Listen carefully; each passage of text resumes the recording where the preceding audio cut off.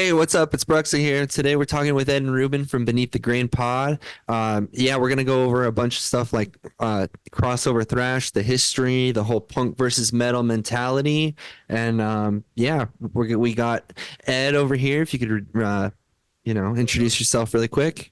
What up, everybody? This is Ed over here, coming from the Coachella Valley to you Hell, guys.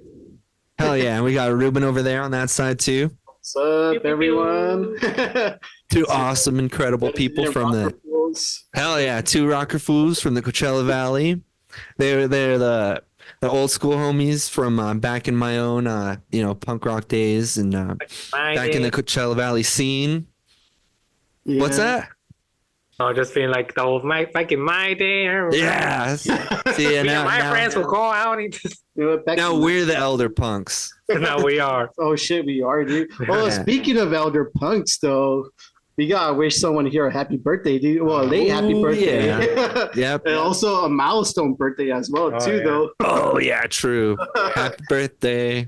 To Thank you, Ed thank over you. here, the big 3-0, dude. big 3-0. Fucking 30 over here, dude. Yep. Rest in peace, your 20s. Sorry, dude. Repeat to your 20s, dude. Welcome to the 30 club, dude. It's all good. It's all good. It's a Since good I'm the oldest one, dude, I got do the inauguration, I guess. Right? Yeah. I'm not far. I'm not too far behind though. My birthday's in Wait. August, so. Yeah.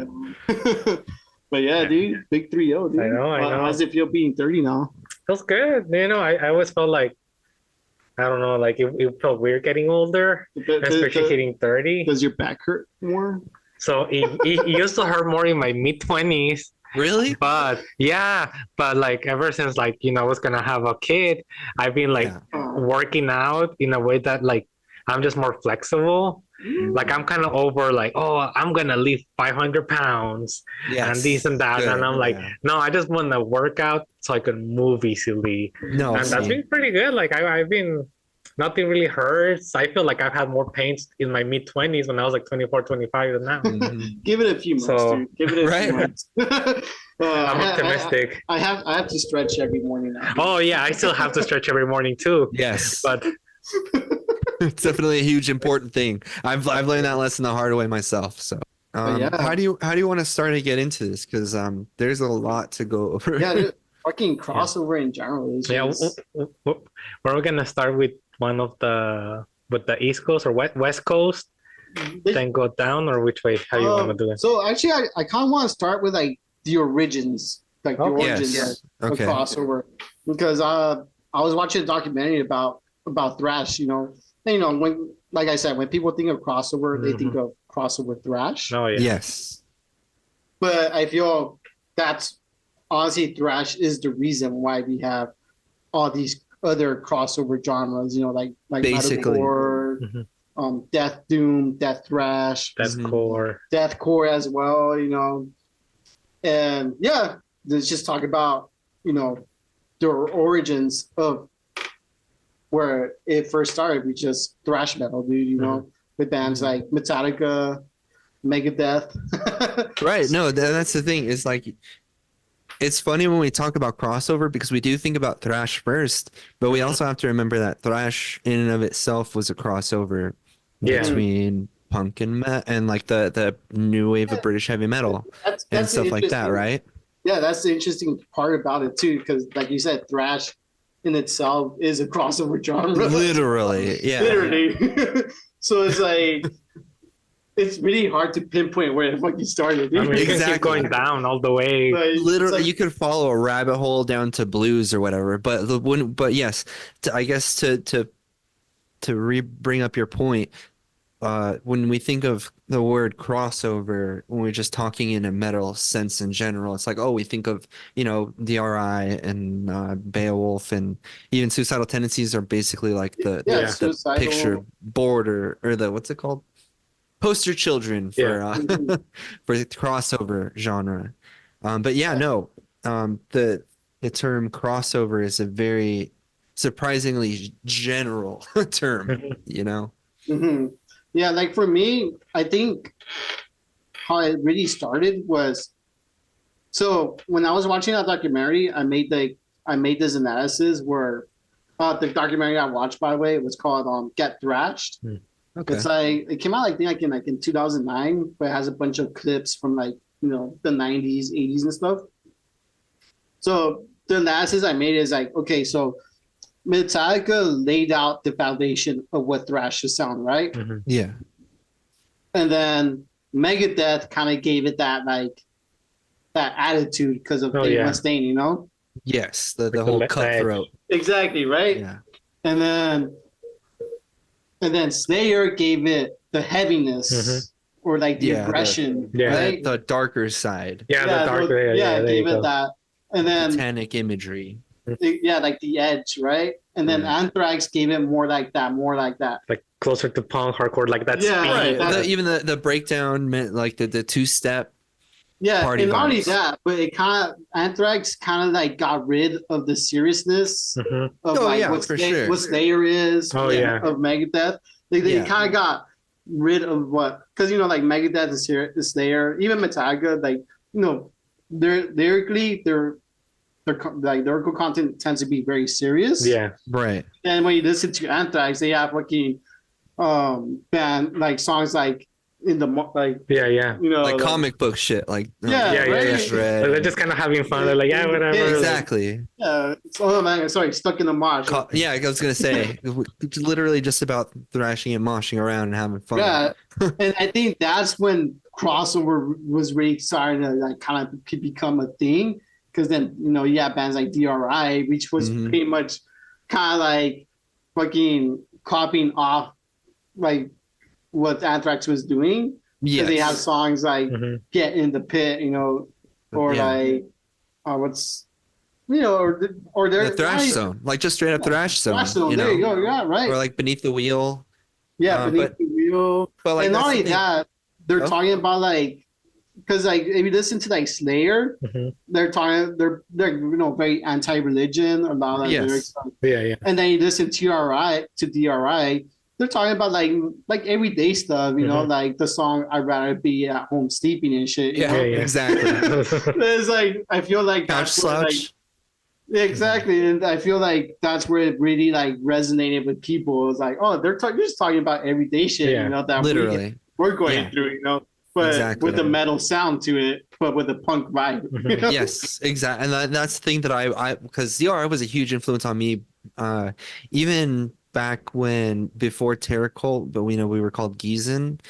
Me and Dead back in the day, we covered Couch Slouch at our very first show. And I think DRI had one of the most huge impacts on me in my early songwriting stuff, because they were so short, so simple, so fast, and just that whole punk aesthetic, stupid simple. It's just a matter of like whether you can move your hands that fast, just playing power chords. Yeah, dude. But that's the fun of it. You see people going crazy, and you don't have to pay attention to your guitar. You can just kind of jam out with everybody. No, yeah, dude. What about you, Ed? What do you have to say about crossover? Oh, I mean, I gotta say, like, I feel kind of the same with Eric. Like, I wasn't very aware of a lot of the crossover until I really started to get into like DRI, but especially I feel first with Anthrax, because I feel like it's very fast to notice when, especially in the context of the big four, where you got Metallica, Megadeth, Slayer, Anthrax, that you're like, wait, there's one that's a bit more of an outlier than the other three. Yes. Very true. Yeah, and it's Anthrax, and I always kind of felt like there's a bit of an out there, like there's a little something different here. And for a little while, I was like, I knew they were a little more on the punk side, but I couldn't quite connect it to crossover. Yeah. But then I feel like the more I got into like DRI and stuff like that, I was like, oh, okay. I see like the crumb trail leading from Anthrax and these to DRI and just all these other like future crossover thrash bands. Yeah. So going off of that, so how you said like they're more on the punk side, because they are from New York, right?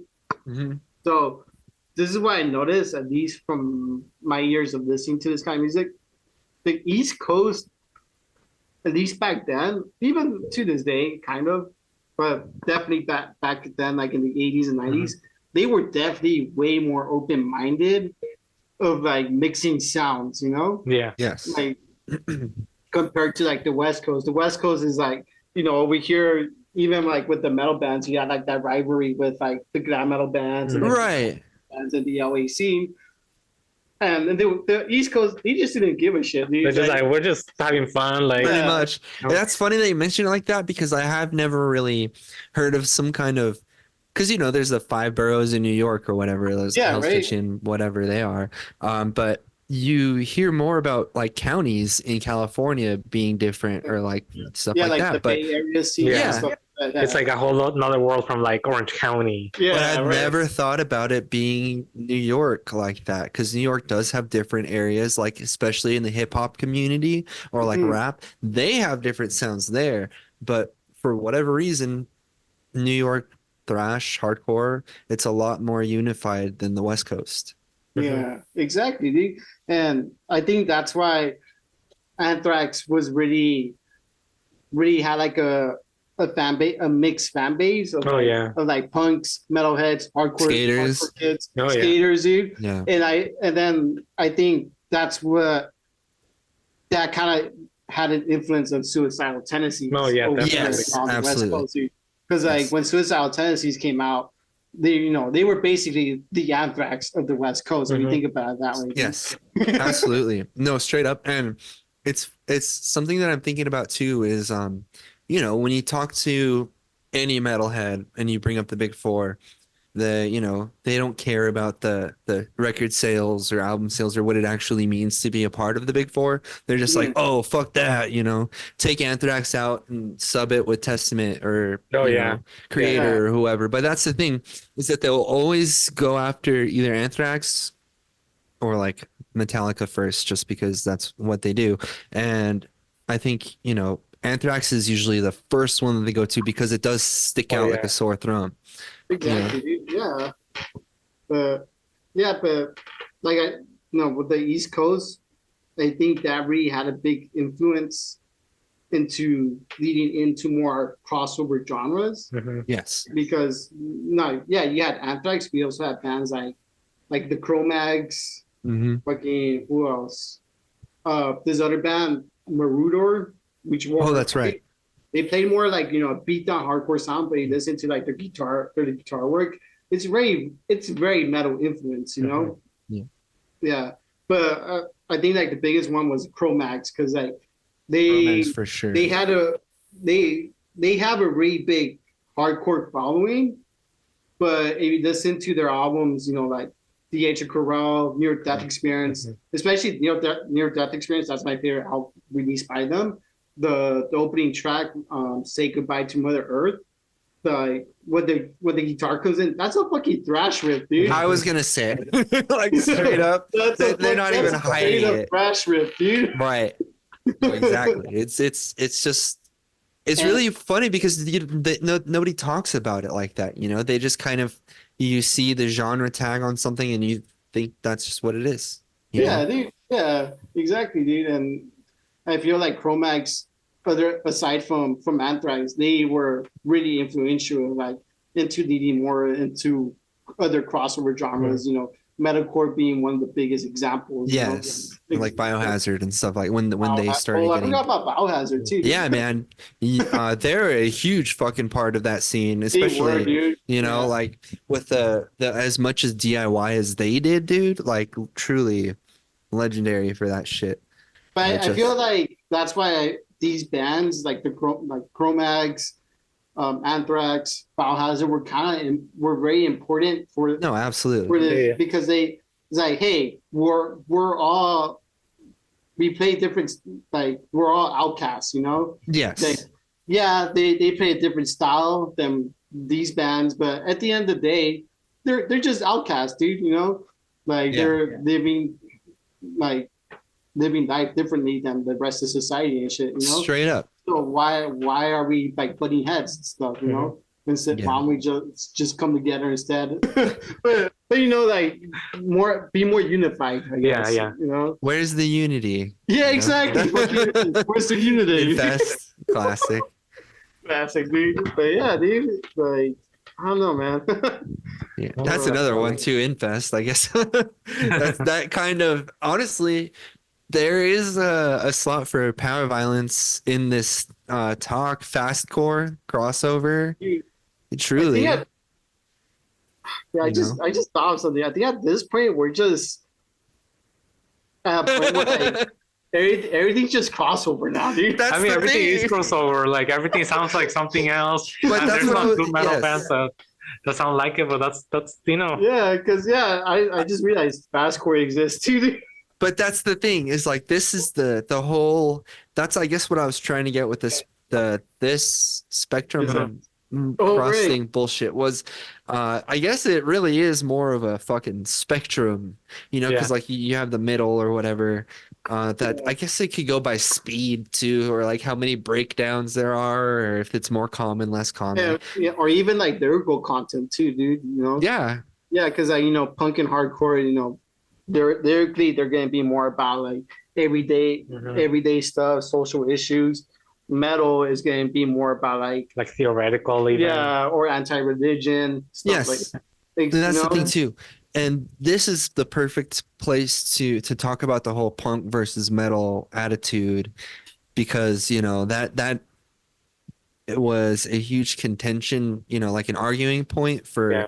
metalheads and punk you know, to get along and attend the same shows even, you know, because I have heard a lot of horror stories about, you know, people having their patches ripped off and shit, like dumb petty bullshit like this. Mhm. But that's the thing is like that kind of attitude is really super fucking gatekeeping and annoying. So Yeah, it is. I'm not gonna lie, it fucking yeah, is. don't be But that dumbass at the shows who's yelling at somebody like, just because they have a different fucking patch that you don't like. yeah, but I mean, gotta admit, we've had our fair share of gatekeeping in our No, younger for days. sure. But that's a part of the growing up and growing out of that mentality, Yeah, you know? exactly, dude. Yeah, Understanding better, like, hey, we're just all one big community. We're not like these Yes. like separate entities where you're like, oh, you're metal, you're just Right. metal. I'm a Exactly. punk, I'm this, I'm that. It's like we're just at the end of the day, we're just kind of all falling under the same like big umbrella. Of exactly. alternative, Like, right? Yeah, there's yeah, always yeah. this big For point lack of about better. like how these bands were just, like very important, you know, like the Oh, pro yeah. mags or like because like No. at the end of the day, we're Yeah. all outcasts, dude. Yeah, yeah, like all these bands walk, so like alternative people, metalheads or anything like that nowadays Truly. could run. Yes. Exactly, dude. You know? Yeah, Yeah. that's the reason why it's important to spread the word about these bands, you know. Even the smaller ones have stories and you know thoughts and ideas that are worth listening to. This is why I wanted to do more stuff like this, you know. Even if it's just our buddies, you know, they can share the word and spread the word about whatever bullshit we're talking about that day, you know. Yeah. Oh yeah, yeah. So let's see. Going off of here from what I remembered. So I remember the show that I watched. I saw that Crass the video that you sent me, Ruben, and then I watched a Lock Horns episode with Mhm. The dude from Sacred Reich and another guy from Excel, I think, doing a whole episode where they're talking about crossover. And it was really cool to see them talk about the similar stuff to what we were talking about. But um, yeah, I think I was gonna say Sacred Reich was a really big, you know, one to talk about, and they really are. But even the dude from Sacred Reich himself was like, "Yeah, we don't consider ourselves crossover or whatever," and not in a mean way. He's just a really cool, super chill dude about it. But Yeah. honestly, I think Sacred Reich coming out from like the early-ish era of crossover is a huge one. Just kind of a side one, you know. And then I Mhm. think SOD is also a huge one that I would recommend too. Although, you know, Speak English or Die. There's a lot of, but the thing is that it's the jokes, right? Like Oh yeah, it's a joke. Yeah. nobody's taking any of that shit seriously. So that's another one that I would recommend if you're like the edgier humor or whatever. Yeah. Nobody's gonna really give you shit for listening to SOD. And then another weird one that I want to throw in would be the Misfits too, and I say weird only for the fact of like they're not really crossover in the traditional crossover thrash But- sense, but they but are they that. have like a big metalhead following and like a big punk following. Yeah. Yes, exactly. And especially when fucking as much as the real metalheads hate to admit it, when James Cliff like were wearing Misfits shirts on tour or Kirk, back in the day, that got the Misfits huge fucking traction and that showed metalheads everywhere like it's okay to listen to punk basically. So like honestly, I have to throw Misfits in here only for the fact that they have that huge influence over the metal community, but also that they are, they have the roots in punk, and they have the punk sound with the metal escapism type of lyrics for the horror Yeah. stuff. And not only that, but even after, Glenn Danzig left the band, Yes. when he started his solo project, it was very metal influenced, but, but considering the fact that he came from, I guess, a punk band, and then when he started his solo project, he's like, oh shit, this is very metal influence, Yeah. So it's like, how is that possible, Right, exactly. Yeah, exactly. Yeah, so let's see, Sacred Reich, SOD, Misfits, and honestly, I kind of want to throw Corrosion of Conformity in there as well. Even though kind of Animosity, I think it's their first album. That's probably the thrashiest, they ever got, or punk rock they ever got when they switched to more of like that doomier sound. Mhm. But honestly, I remember. Fuck, I keep forgetting his name, but the dude from Sacred Reich mentioned that as well, and it was another huge album that had an influence on my, really early crossover loving days. Yeah. All right. You want to go ahead? Or? Yeah. I mean, one of the, I don't know. I mean, I guess this would fall under like crossover would be a Body Count. Body count? Yeah, Yeah, yes. body count for sure, dude. This only comes to mind. I know it might be like, quote unquote, one of the more known, Right. or like people know about them because, freaking, Ice-T. Honestly, honestly, no, because like Yeah.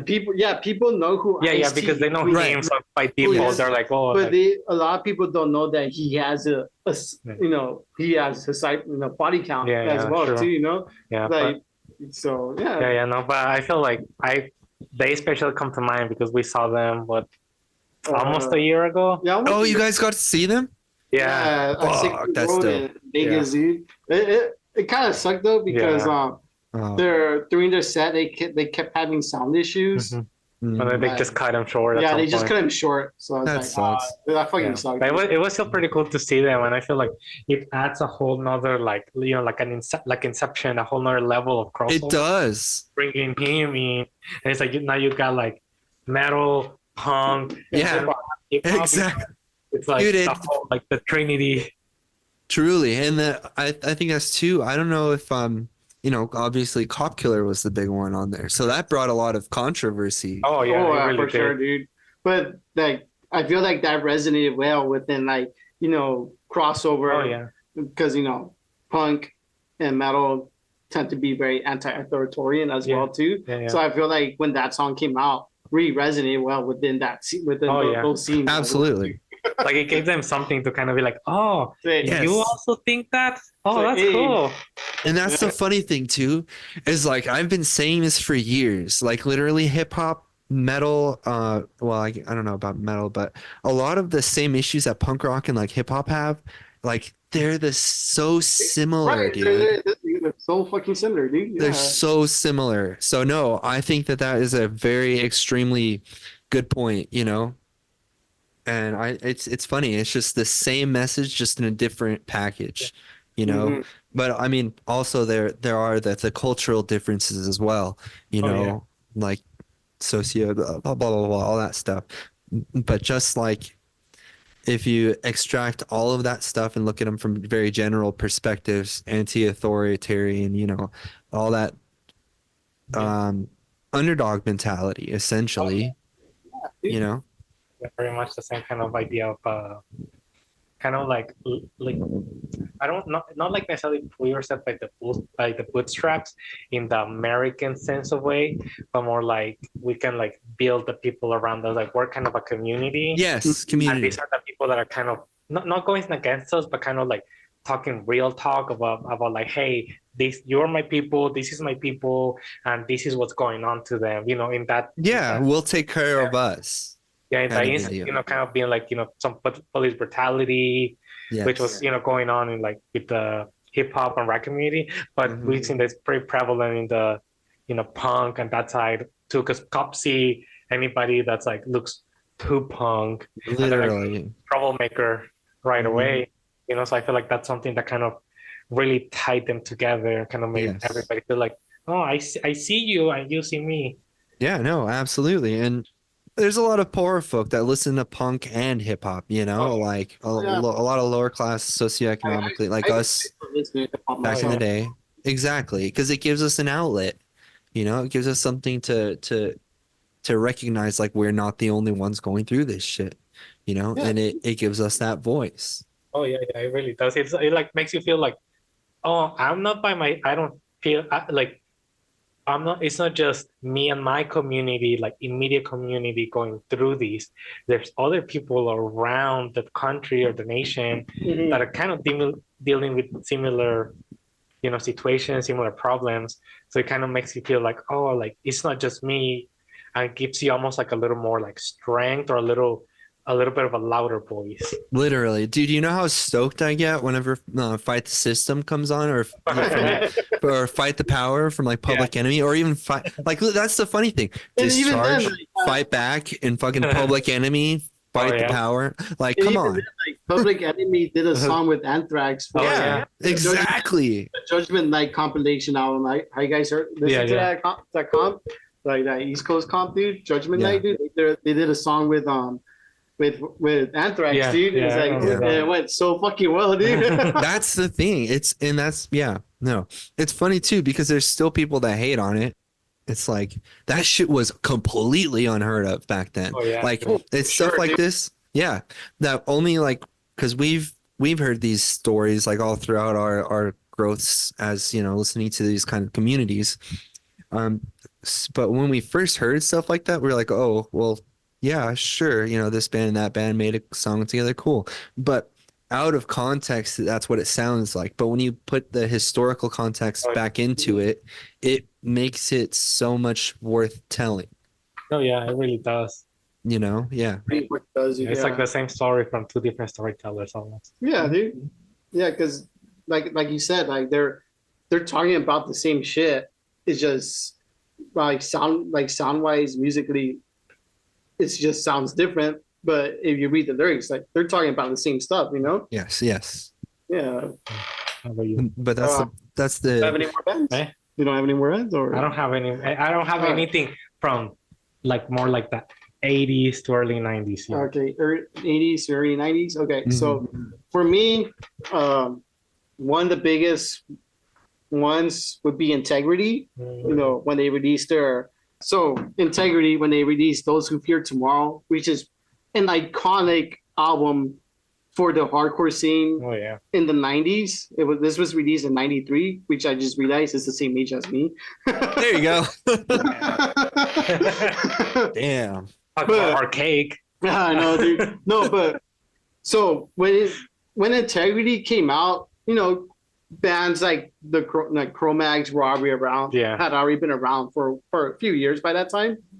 But when Integrity came out with Those Who Fear Tomorrow, they really pushed the boundaries of what hardcore could sound, but what metal could sound like. Exactly. Yeah, and that's a good point of the crossover part.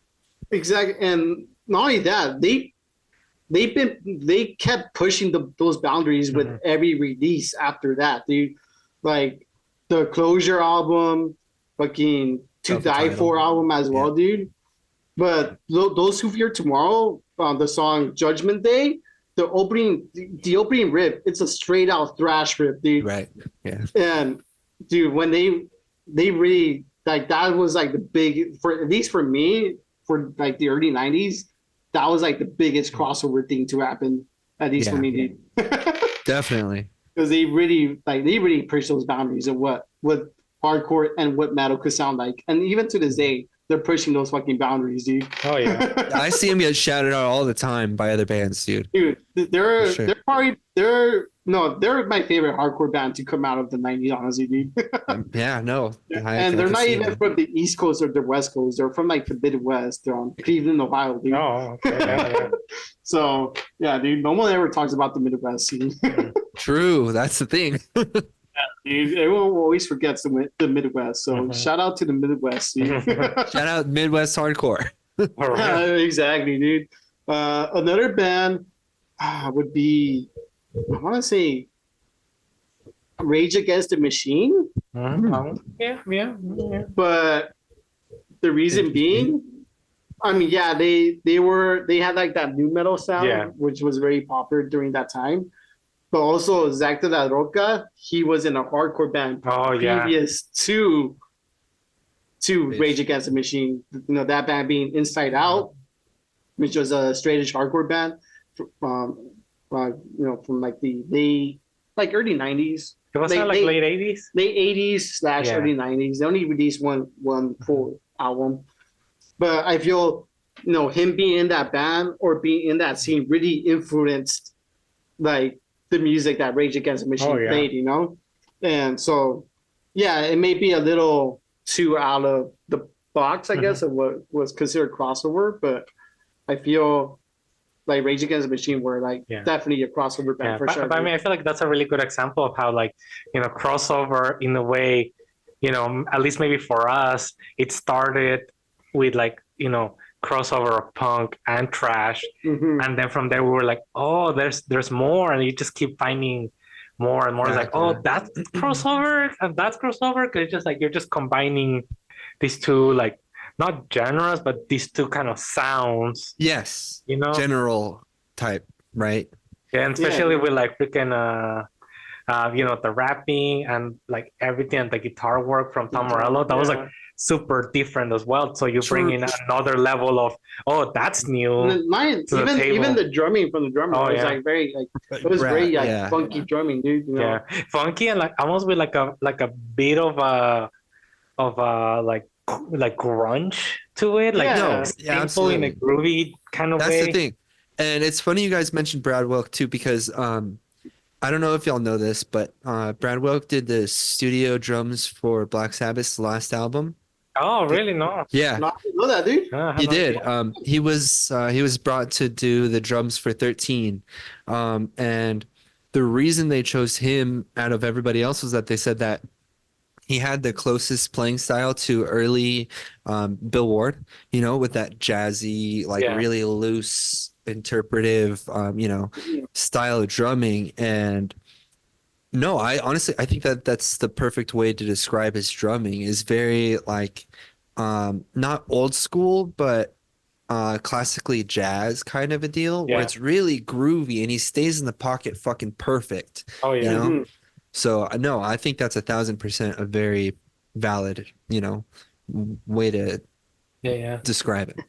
Yeah, and I feel like with that you get like, it's almost like a whole nother level of crossover, where it's like, okay, you're doing the crossover of the two different genres or sounds, but also each instrumentalist, each person that plays the instrument within the band kind of has a whole different vibe to them. Yes. Bringing to the table, and you come out with a certain sound. Like, you couldn't imagine Tom Morello really, like, if you think about it in a square or like in a box, you're not gonna see Tom Morello playing with like, a drummer like that. Not really, you're not gonna be like, oh yeah, his drumming totally fits him. Right. Exactly. No, 1,000%. But they do it, and you're like, oh wow, yeah, that really works. Like on paper, it makes zero fucking sense. Yeah. But when you see him, jamming, and actually it works, especially because of, the way you're saying Tom Morello's like style is so fucking out there with the effects and stuff. Yeah. But they just work because, especially with the bassist, I forget what the bassist's name is, but I think it works best because the bassist and Brad, they get into that locked groove, and Tom kind of has that really good thing of like he's in his own zone, but he keeps the background beat, like somehow he is like this alien where he can see both things at the same time. and I think that was like that was the great thing about Rage Against the Machine. Yeah. They like everyone kind of just really played off of each other really well, you know, and Yes. that's what made them really fucking good, you know. Oh yeah, definitely. Yeah, so definitely, you know, it's, like I said, a little out of the box of what I guess what you would consider crossover, but No. but if you think about Rage Against the Machine, technically, and if you really like think about it, is a crossover. Yeah. band. But it's like a good it's like a good launching point to like, you know, like the future episodes where it's gonna be like more Sure. following, like, you know, like the next stage of it. Yeah, exactly, dude. That makes sense too because they got like 4 different levels of crossover, right? They got the rock, the hip hop, and then they have like the rapping style, like fucking Yeah. barking, but they also have the political message, you know? Yeah, like They have the hardcore political message. Yeah. Yeah, exactly. Which, yeah, like you said, comes from hardcore, dude. Mm-hmm. So, Dude, the fucking gorilla style music videos that they did Oh yeah. That with was- the stock exchange and shit, that's fucking punk as fuck, it dude. is. Like, dude. stop. Like, what the fuck? Oh man, dude. Yeah, This this is a really good time. episode. yeah. See, that's what I'm saying, dude. There's so much shit to talk about when it comes to crossover and not just thrash. Yeah, The I word think- in general. I think I think why people really think when they think of crossover, they just think of crossover thrash because like crossover, they were like those bands were the ones that really like coined that term, you know, Yes. that they were the ones that coined that term. It's like, oh yeah, we're crossover thrash. But yeah, if you think of it more of like as an umbrella term, like a lot of stuff is a crossover, dude. You know. Literally, like that's the fun thing about genres. Like they will. I truly believe that we will never run out of fucking music. You know, Oh, there's just too many variables. I think the first genre that gave me the big "what the fuck is that?" I think was C punk or egg punk. Wait, what? Yeah, Punk? yeah. What's Dude, that's the that? thing. There's so many fucking micro genres on the internet, dude. Like, look Dude. up egg punk or cowboy punk or cow punk or Oh, whatever the I fuck know, that I know is. what cowboy punk Yeah. is. I know what that is. But sea punk, I never fucking heard of that. I don't know, dude. Egg. Ooh. I guess That's the thing a bit about this kind of music in general is just like there's too many fucking micro genres here. Oh yeah. Yeah. Okay. Next up, video on egg punk. Let's go. No. Like there's fucking dude, like I'm pretty trying to figure out what fucking mincecore is, dude. Okay. Yeah, that's fair. Truly. Like I didn't know what mincecore was until like a year and a half ago. I was like, what the fuck is mincecore, dude? I don't know, man. I All still I know don't know. is- I'm still trying to figure it out, dude. It's like a mix. It's a subgenre of grindcore, yeah. and grindcore in itself is a crossover genre. Literally, again.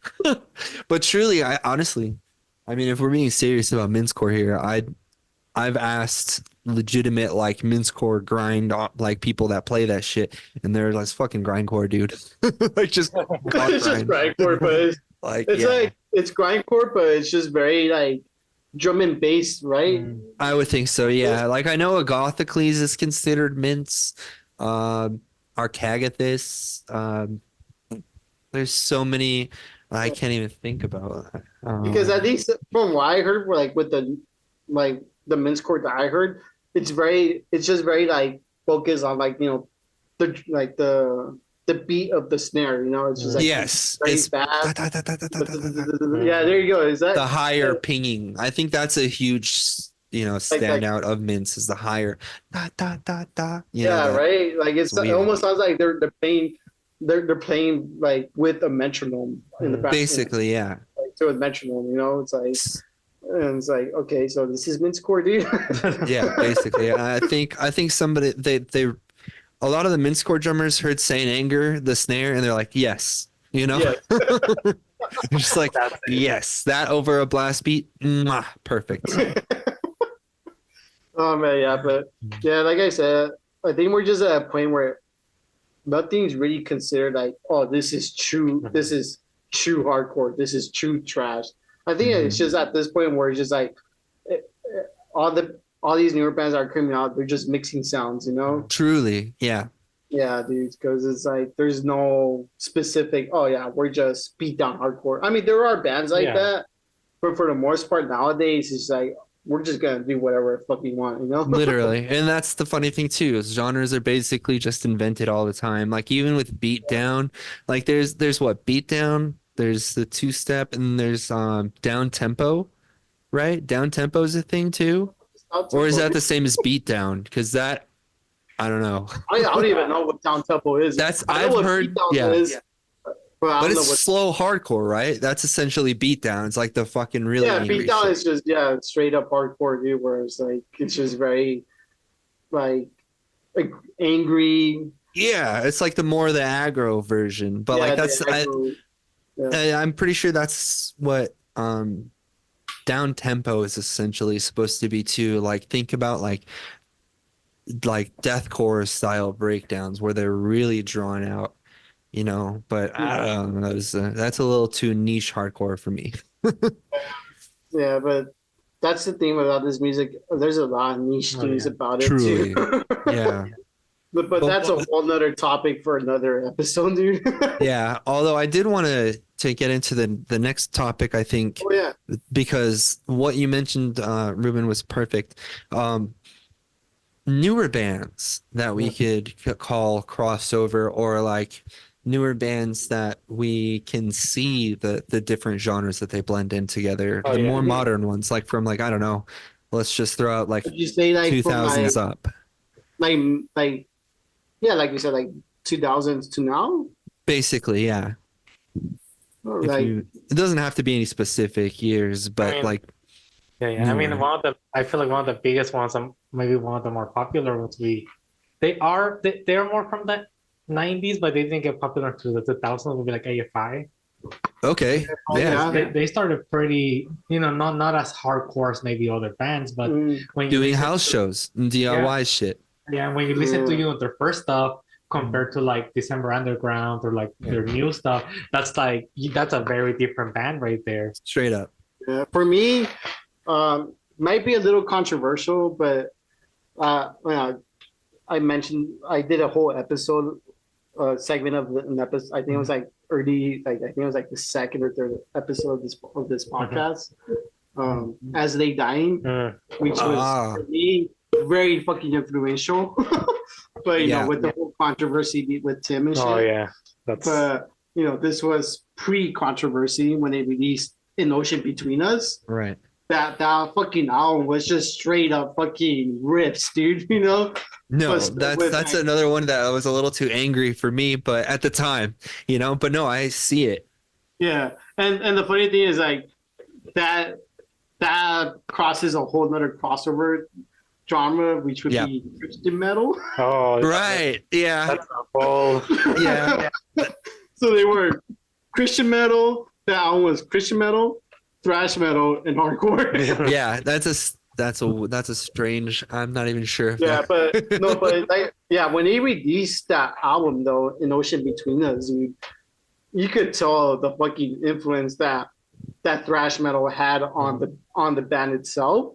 Right. From listening to the fucking riffs and then the fucking drumming too. Like the drummer just beat the shit out of those. Yes, I do remember that. Yeah, and yeah, but I don't listen to them anymore because controversy. I mean, the time and the importance that it had can be just as important in that part of your life. you know, that's why I'm a little conflicted because they were, at least for me, they were probably the most influential band when I was really getting into the more extreme side of this kind of music. I was like the more metal side. Yeah, because like when I was like, they were just on repeat on my iPod when I was like in fucking 8th grade, dude. Like, dude. So but things happen, unfortunately. No, that's completely fair. Yeah. Let's see. What about you, dude? So for me, the newer, something super new, honestly, I think would be I consider Escuela Grind probably the newer crossover band because they literally put out 2 EPs, one called Death Metal and the other one, fuck, I can't remember what it's called right now. Oh, Grindcore, duh. Yeah. Death Metal and Grindcore. But anyways, no. But I've having helped do like live sound for them and getting to talk to them and in person, they have influences from all over the musical spectrums. But the faces that they put out in their music, like in Memory Theater, it's extremely raw. You know, they really have that punk rock attitude and DIY. Dude, they work harder than any other fucking touring band Oh yeah, out there right they now. definitely work fucking hard, dude. Hey, Truly. I don't get why people hate on them so much. So I honestly, don't get it either. I don't fucking get it, but you could tell they're definitely dedicated to the music because Yeah. they work fucking hard, dude. They So do. you gotta respect that, dude. You know, like Mhm. I never got why people hate on them. Like I don't get it either. I think it's just it comes with the internet mentality. The internet, you know, they're gonna do that shit. and But like it also comes with like the whole elitist shit. You know, it's like oh yes, yeah, absolutely. it's like fuck that, dude. Like we're Yeah. adults now, man. Like you can respect the grind, you know. Literally, respect the grind, dude. Respect the grind, dude. Respect the squalor grind. No, but yeah, truly.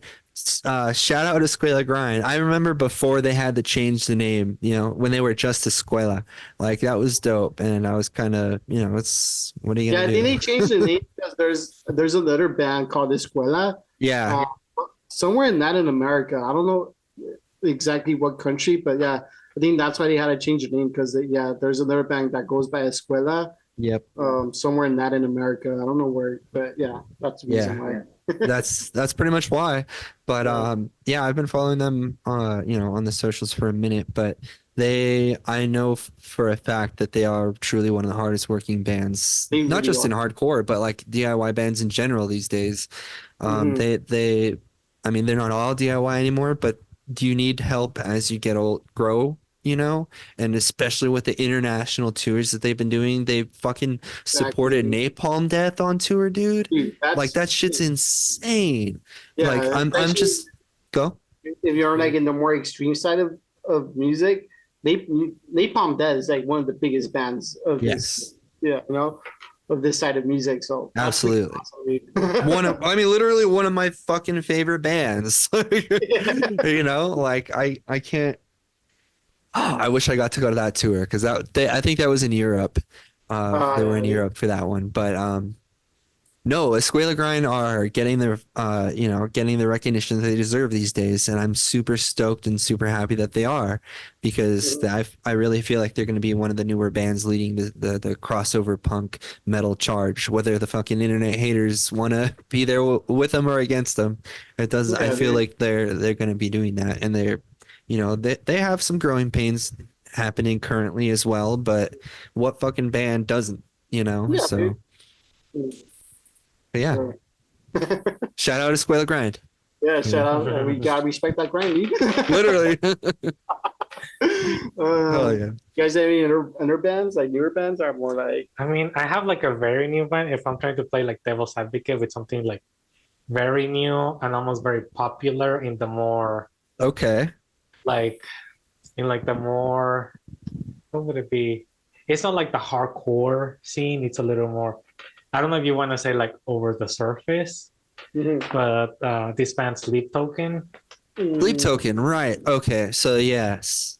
I don't really know much about them, to be honest. I've only seen the headlines and the you know the, but no, you're right. They are above the headlines. They're popular. Yeah. So they're like, pretty popular within within the metal community, and I guess The metal news community, yeah, right? yeah, exactly. And I mean, I don't know a lot of other people that are into like very extreme stuff, Mhm. and also into like the more, I guess, popular stuff, like kind of like a very, very new crossover, because I feel like they definitely got that heavier metal kind of like, I don't want to say metalcore necessarily, because a lot of times it's like closer to Popular vocals. it's like Or- the chugga chugga chugga Yeah. chugga like sound to them, like it's very heavy and like breakdowns and everything. yeah. But the vocals is just like, is this guy coming from R&B? Yeah. It's like it's this very interesting interconnection in the songs where it's like you get like metal, then you get your breakdowns, then out of nowhere it turns to like an R&B song. Yes, honestly, I think this is a very good band to bring up, Ed, because this is an extremely new version of crossover, I guess. For sure, dude.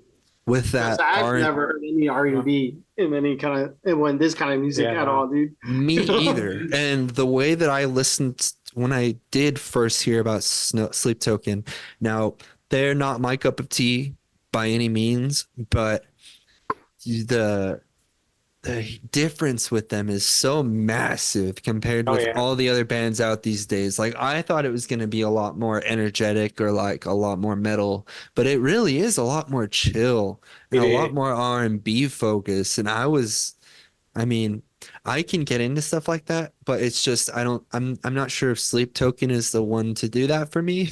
Yeah. Mhm. Yeah, You no, know? I feel like it's more like a just like one example of kind of like what can happen nowadays with Yes.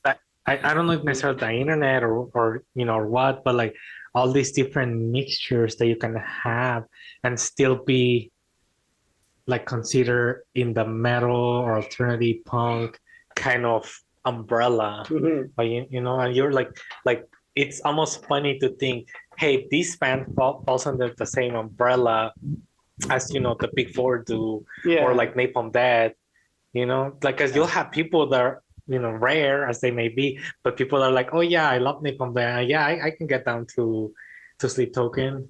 Right, yeah. And I think that is a good thing to point out too. For the fact of the way that it is categorized in the media like that, right?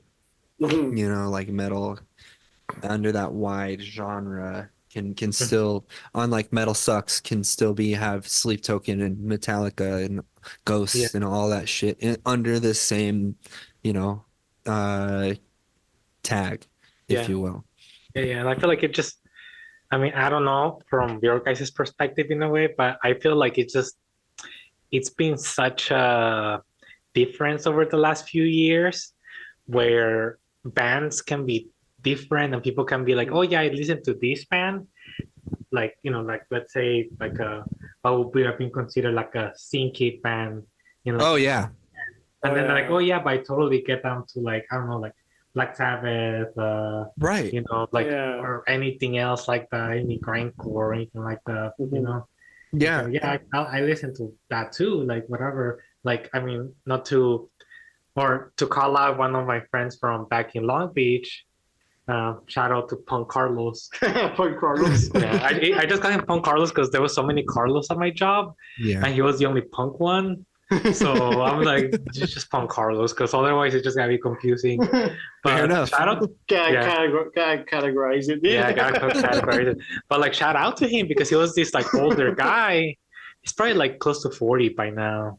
Yeah. But he was this older guy, and like I remember, trying to talk to a lot of like these like punk guys from like the Long Beach and Orange County and LA area, and a lot of times they're like a little more like, no, I like this stuff. I like the Yeah. hard stuff. Especially like the LA County area. Yeah. Dude. Yes, the Like a lot of gatekeeping thrash kids. from what I've seen, a lot of like the people within those scenes tend to just like stick to what they Mhm. like. It's like, nah, fuck that shit.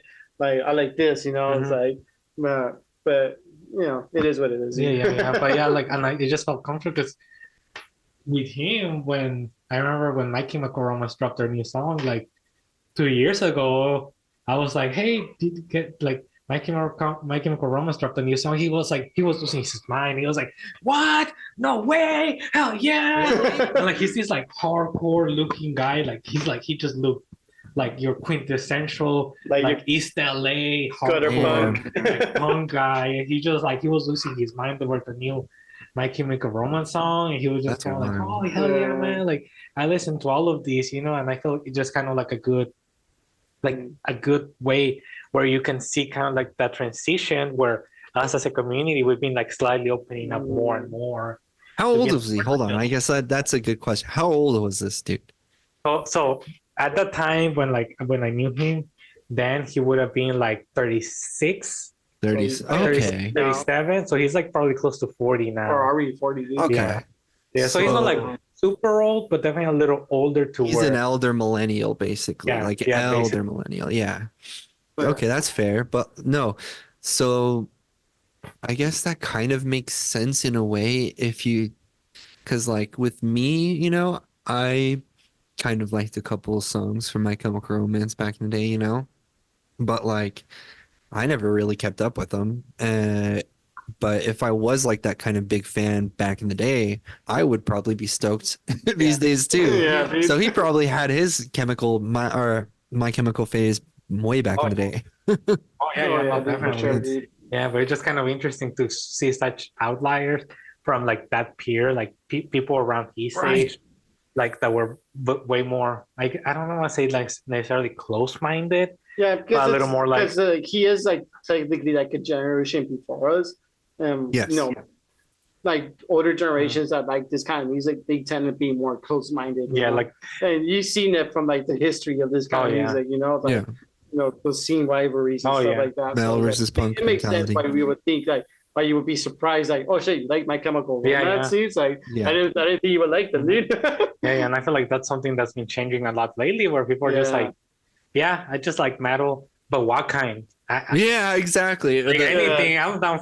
I'll get down to anything. And you're Even like, okay. even for us, even though we didn't grow up in the LA area, like here in the valley, there was like different cliques, of scenes. You Yes.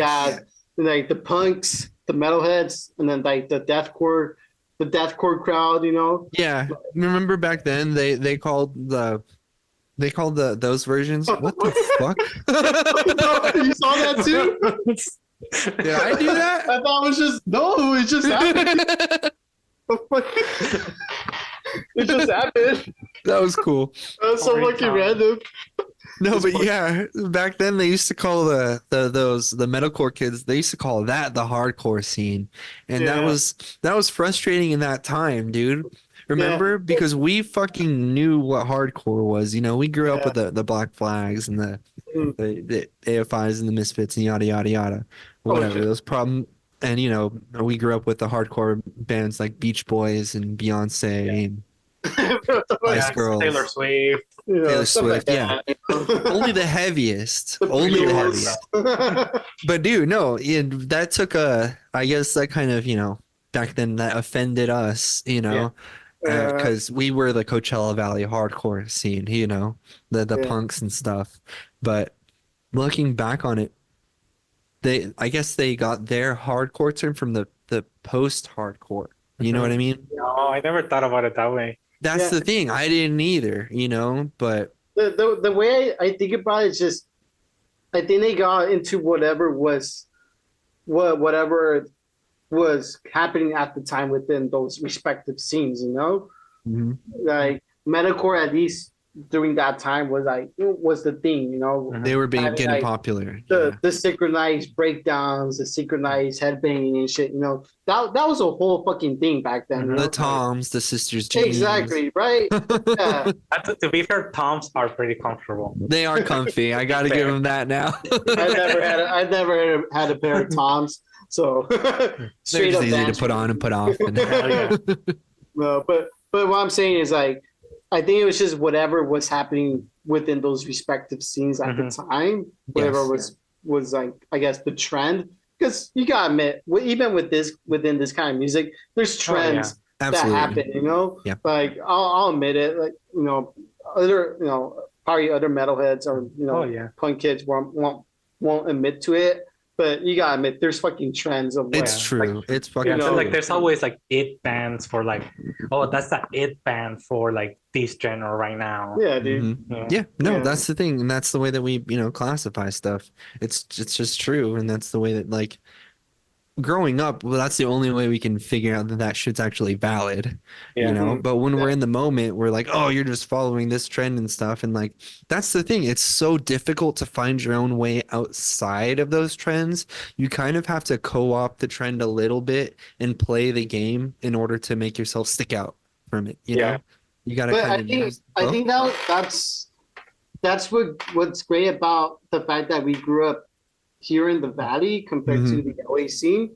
Because at least here in the valley, there was scene rivalries, I guess, quote unquote. Right. But at the end, but I think we kind of just got over the whole fact. It was like, oh, you guys are from a different scene than us, you know, and we just realized like, you know, we're just into similar kind of music, so they just like Get along. do something together, you know? Yeah, I mean, Let's just get along, right? Yeah, I mean, even like, you know, like my wife, she would have been more from like the emo slash kind of kids. I remember that. Yeah, Like, you know, I was more like, you know, the hardcore, the Pierce the real Veil metal. crowd. And it's like we're just kind of like, okay, cool, Yeah. let's get together. But like, if we grew up like in the LA area, like I think we were just like stuck to like what we know is like, oh yeah, like I only listen to death metal, so I'm gonna stick to the death metal scene. I only listen to thrash, I'm gonna stick to this. I only listen to punk, I'll stick to the punk scene, you know? Dude, Yeah. I think that's what makes the Coachella Valley so perfect in that sense. It's we have Coachella Fest in our backyard, right? Exactly. We're 2 hours away from LA. And when And San Diego, don't forget about San Diego. Oh, yeah, San don't forget Diego, about San Diego. the IE, dude. Like Inland Empire, San Fernando Valley, fucking power chord, you know, power chord, fucking power violence, you know, haven, dude. San Fernando Valley, San Gabriel Valley too. Like all those Apple Valley, like oh my god. But it's really great for us in our little space out there. Because that's where Coachella Fest is, and that's where there's a lot of tourism and stuff. Palm Springs being a huge hub of Southern California, you know, tourism. Yeah. That it brings in exactly. So it brings in all those different influences, and it kind of injects us with those outside LA people, or like even people that are coming for vacation. I don't know.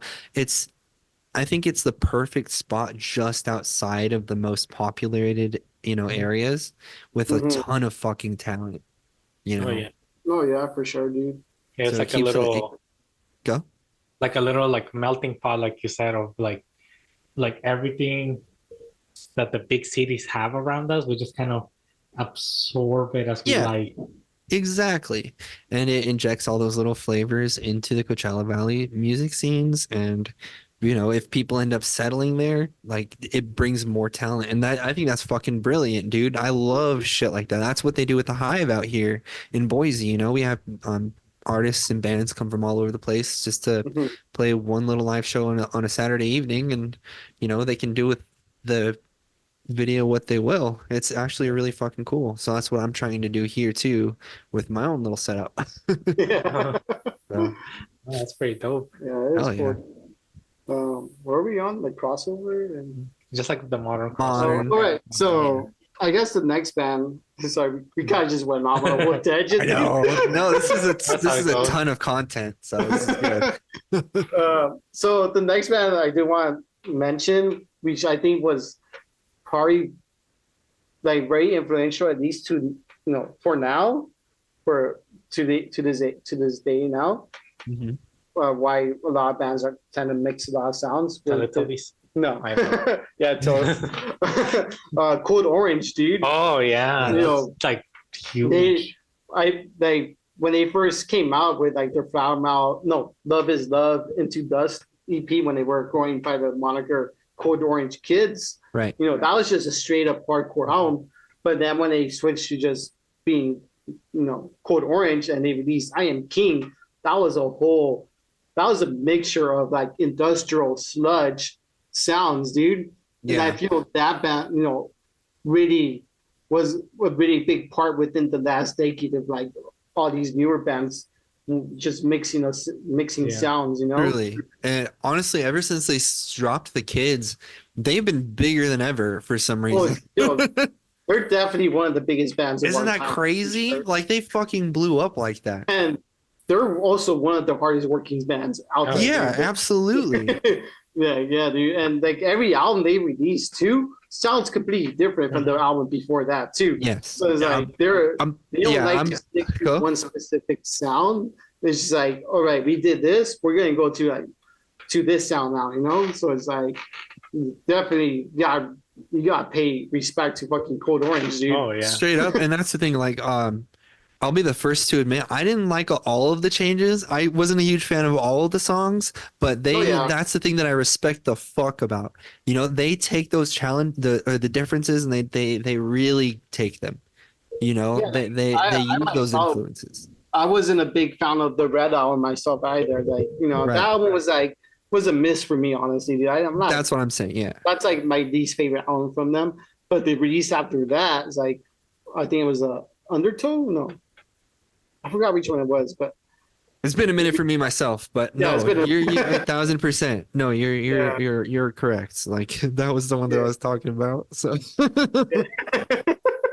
but no, Code Orange, like no, completely changing the sound every album, dude. So Yeah. you gotta respect that, dude. Oh, yeah. yeah. and like I said, they're probably one of the most influential bands of our time of just mixing sounds. So Mhm. Oh yeah. yeah, definitely a crossover band for me too as well. Yeah. No, that's a good one. Yeah. What about you, dude? Eric? Or So like I think at this point we could probably recap what our modern was because well, at least Yeah. I did. For Escuela Grind, honestly, I think that's kind of the only one that I need to talk about for right now. Ed, you said Sleep Token, right? And Ruben's was Code fucking we Orange? just talked about Code Orange. Yes. Okay. So yeah, I think that's all we can talk about for those for right now. But honestly, I think we could bring another one in next time when it comes to more of the modern stuff. Oh yeah. Oh yeah, hell yeah. I mean, I feel like we were talking, me and Ruben were talking the other day, and we're just kind of like, everything's kind of crossover now. exactly. Literally. If you think Yeah. about it, because it's like even under like the newer like metalcore term, which is like the umbrella term that they're using right now, it's like you listen to one band from one end, and then you're like, okay, this sounds like these. This sounds kind of like new metal, maybe with some like goth inspirations in there. And then you listen to a whole nother band that's still under metalcore, Metalcore. and they're like, this sounds like jazz and metal and pop. And there's this other band that has a freaking violin and sounds like folk. The more orchestral type of shit. Yeah, you're like, and it's like not, it's all under the same thing. Like it's just Truly. kind of, like it's Yeah. crazy. Yeah, dude, Or that's I'll what- just that's what I love about this crossover genre. It's so wide and well, I guess the topic, but Yeah. no, it's so vast and wide. We can kind of talk about this shit forever. Oh, dude. Oh man. Yeah, it's a whole fucking series, dude. Yeah, definitely. This is gonna be a big thing for us, hopefully. You know. Yeah, hopefully, dude. Yeah. Other than that, I don't know what else. I think that wraps up this, I guess, section of this series of crossover. Yeah. Yeah. Let's see. I thought did I? Oh, I was probably in a different program, but there was like some kind of add-ons you can add to Zoom, like AI note takers and stuff. I thought Yeah. I downloaded it, but I don't see it up here. I don't know. Either way, I guess we can try some kind of outro at this point. Mhm. All right. You guys want to shoot first? Yeah, sure. So, yeah, I think that wraps up this section of this crossover series. I think this is the first time also we kind of really delved into, I guess, like a subgenre. Yeah. I mean, we've kind of delved into subgenres before, But I think but this is, never like, this to this depth. to this level. Yeah. So yeah, like hopefully there's more of this, and we talk more about other subgenres. Like death metal, grindcore, prog metal. Yeah. Because like with this music, there's so many fucking subgenres. Oh, yeah. For sure. It's like it's hard to keep track of. And like Eric said, a lot of micro genres as well too. Oh, yeah. But yeah, once again, this is Beneath the Grain, the resident rocker fools for the Coachella Valley, I guess. Good. By the Coachella 760, the real 760. The real 760. TV. Once again, I'm your host Ruben. Yep. See you later, people. This is Ed. And just listen to whatever the heck you want. Yeah, just whatever, dude. It's just we're just big nerds about this kind of music. Yeah. All right. Gatekeeping. Yeah, fuck gatekeeping. But yeah, that's it, dude. Yep. Once Thanks for again, having me, guys. I appreciate it. Coming through already. Yeah, Eric, check out his music, Bruxa Sounds, his older stuff too, Burperside. What's the other one that you had? Down out. Down Out. There you Down go. / out. Yeah. And his older band, Terror Code. You think you can still find him on YouTube? I think. Yeah, actually, we do have some stuff on YouTube. Yeah, but yeah, check them out, dude. Yeah, just check all of his stuff out. Yeah, Pretty dude. good. Yeah, but yeah, once again, this is Beneath the Grain. Thanks, guys. Later, dude. Peace. You want to end yours or? Yeah, I guess so. Kind of the next part, right? No, but yeah, okay. So, but yeah, guys, thank you so much for having this little chat with me. You know, it was a lot more informative than I initially thought it was going to be. We went over a ton of stuff. He really fucking went into a deep we went dive deep. of shit, dude. Yeah, dude, and this isn't going to be the last video either. We're going to have a lot more after this, right? We're going to have some more conversations, some more bands to suggest, some more stuff like that. And honestly, if I don't know if this is even going to go in my TikToks or whatever, but if you are seeing this on my socials, leave a comment. What kind of band would you suggest? What kind of band would you think throws or exemplifies the term crossover, whether it's thrash or two other completely random ass genres? If you have a band that you want to shout out, please leave a comment. Yeah, especially on our end too. You know, you want suggest bands to us, we'll definitely check them out. Always checking out new bands myself Always. too. So yeah. Same here. So yeah, thanks a lot, guys. I'll catch you guys later. I'm like, Thank you. later, dude. See you. Later.